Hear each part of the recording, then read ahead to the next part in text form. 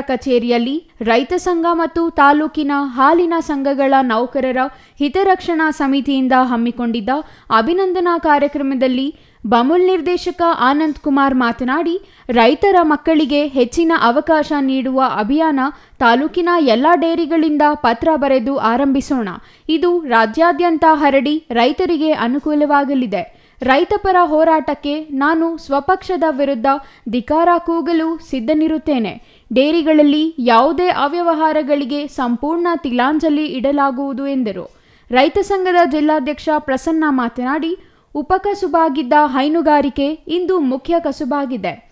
ಗ್ರಾಮದ ಡೇರಿಗಳಿಗೆ ಹಾಲಿನ ಪೂರೈಕೆ ಮಾಡುತ್ತಾ ಸಾವಿರಾರು ರೈತ ಮಹಿಳೆಯರು ಜೀವನ ರೂಪಿಸಿಕೊಂಡಿದ್ದಾರೆ. ಕೆಎಂಎಫ್ನಲ್ಲಿ ಸರ್ಕಾರದ ಹಿಡಿತ ಸಡಿಲಗೊಳಿಸಿ ಕೆಎಂಎಫ್ಗೆ ತೀರ್ಮಾನ ಕೈಗೊಳ್ಳುವ ಅಧಿಕಾರ ನೀಡಬೇಕು. ರಾಜ್ಯದಲ್ಲಿ ಹಾಲಿನ ಉತ್ಪಾದನೆ ಹೆಚ್ಚಾಗಿದೆ. ಮಾರುಕಟ್ಟೆ ವಿಸ್ತರಣೆ ಮಾಡಿ ಸ್ಥಳೀಯ ಹಾಲು ಮಾರಾಟ ಸುಂಕವನ್ನ ಸಂಪೂರ್ಣವಾಗಿ ಕಡಿತ ಮಾಡಬೇಕೆಂದು ಒತ್ತಾಯಿಸಿದರು. Mahesh, CTV news, Doddaballapura.